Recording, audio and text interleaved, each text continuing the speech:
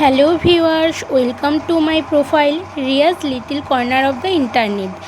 আজ আমি হাজির হয়েছি দারুণ মুচমুচে মুখরোচক একটা চটপটা স্বাদের সুজি ও আলুর স্ন্যাক্সের রেসিপি নিয়ে। বাড়িতে থাকা সুজি ও আলু দিয়ে খুব সহজে আপনারা এটা বানিয়ে নিতে পারবেন। সন্ধ্যের চায়ের সঙ্গে খেতে দারুণ লাগে। বাড়িতে অতিথি এলে ঝটপট বানিয়ে খাওয়াতে পারেন। বাচ্চাদের টমেটো কেচাপের সাথে নাস্তা হিসেবে দিতে পারেন। আশা করছি আমার আজকের এই সুজি আলুর স্ন্যাক্সের রেসিপি খুব ভালো লাগবে আপনাদের। আমার প্রোফাইল যদি ফলো করা না থাকে, ফলো করার অনুরোধ রইল। সুজি আলুর স্ন্যাক্স বানানোর জন্য প্রথমে আমি একটা কড়াই বসিয়ে নিয়ে এর মধ্যে দিয়ে দিচ্ছি পরিমাণ মতো জল, তারপর কিছুটা পরিমাণ তেল, এরপর দিয়ে দিচ্ছি পরিমাণ মতো লবণ দেওয়া হয়ে গেলে এর মধ্যে অ্যাড করে দিচ্ছি চিলি ফ্লেক্স প্রায় 1.5 টেবিল চামচের মতো। এখানে আমি 2-3টে শুকনো লঙ্কা কাঁচি দিয়ে ছোট ছোট করে কেটে রেখেছি। অ্যাড করে দিচ্ছি 10 থেকে 12টা কারি পাতাকে ছোট ছোট করে কুচিয়ে।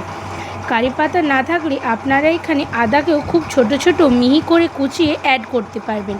এরপর এখানে আমি অল্প অল্প করে সুজি অ্যাড করে দিচ্ছি, তবে সুজিটা একেবারে না দিয়ে অল্প অল্প করে দিতে হবে আর অনবরত নাড়াচাড়া করতে হবে। ফ্লেমটাকে মিডিয়াম টু লো ফ্লেমে রেখে অনবরত নাড়াচাড়া করতে হবে যতক্ষণ না সুজিটা বেশ ঘন হয়ে আসছে, সুজির দানাটা সুন্দরভাবে ফুলে যাচ্ছে আর সুজিটা একটা ডোয়ের মতো আকার নিচ্ছে।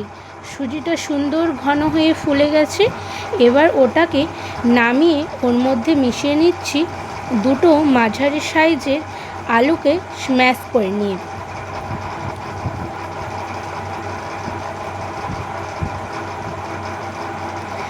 এরপর এর মধ্যে মিশিয়ে নিচ্ছি 1 চামচ মতো চাট মশলা। যদি আপনাদের কাছে চাট মশলা না থাকে সেক্ষেত্রে আপনারা আমচুর পাউডারও অ্যাড করতে পারেন, আর না হলে একটা গোটা পাতিলেবুর রস ব্যবহার করতে পারেন। এরপর সমস্ত মিশ্রণ জড়িয়ে নেওয়ার পর গরম থাকা অবস্থাতে এভাবে ভালো করে থেসে আটার মতো মেখে নিয়েছি। এরপর হাত ভালো করে ধুয়ে নিয়ে অল্প তেল লাগিয়ে এভাবে ছোট ছোট অংশ নিয়ে গোল গোল করে নিচ্ছি। এরপর দু হাতের মাঝখানে চেপে চ্যাপটা গোল গোল করে নিচ্ছি। দেখতেই পাচ্ছেন আমি এভাবে কিন্তু সমস্ত স্ন্যাক্সগুলি তৈরি করে নিচ্ছি। আপনারা চাইলে নিজের পছন্দ অনুযায়ী অন্যান্য শেপে তৈরি করে নিতে পারেন। আমি শেষে কতগুলো ফিঙ্গার শেপে করেছিলাম। এরপর এই স্ন্যাক্সগুলো গড়ে নেওয়ার পর আপনারা চাইলে যে কোনো ঢাকা দেওয়া কন্টেনারে করে রেখে এগুলো ফ্রিজে রেখে দিতে পারেন 6 থেকে 7 দিনের জন্য, আর যখনই ইচ্ছে করবে তখন বের করে ভেজে নিতে পারেন। তবে আমি এখনই ভাজবো, তার জন্য কড়াইতে তেল গরম করে এর মধ্যে স্ন্যাক্সগুলো ছেড়ে দেব। স্ন্যাক্সগুলো যখন ছাড়ছি তখন ফ্লেমটা মিডিয়াম টু হাইতে রাখবো। এরপর 3 মিনিট মতো অপেক্ষা করার পর স্ন্যাক্সগুলো এভাবে অপেক্ষা করব যতক্ষণ না ভালোভাবে এক পিঠ ভাজা হচ্ছে। দেখতে পাচ্ছি হালকা হালকা কালার চলে আসছে। এরপর স্ন্যাক্সগুলো উল্টে পাল্টে দিচ্ছি। স্ন্যাক্সগুলো দেওয়ার সাথে কিন্তু পাল্টানো যাবে না। স্ন্যাক্সগুলো ততক্ষণ পর্যন্ত উল্টে পাল্টে ভেজে নিতে হবে যতক্ষণ পর্যন্ত না স্ন্যাক্সগুলো সুন্দর একটা সোনালি রং হচ্ছে। মোটামুটি এই স্ন্যাক্সগুলো ভাজার জন্য আমার 6 থেকে 7 মিনিট সময় লেগেছে। দেখতেই পাচ্ছেন এগুলো কিন্তু গোল্ডেন ব্রাউন কালারের হয়ে যাচ্ছে আর সুন্দর ভাজা হয়ে যাচ্ছে। এরপর এগুলোকে নামিয়ে নেব এবং একইভাবে আমি সবগুলো ভেজে নেব।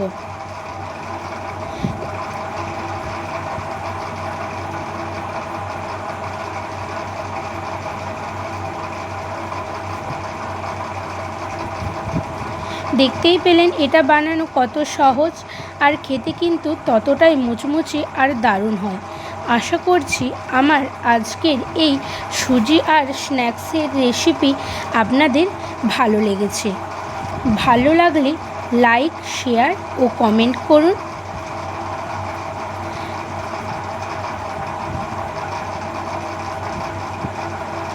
আর আজকে এই পর্যন্তই। Thanks for watching.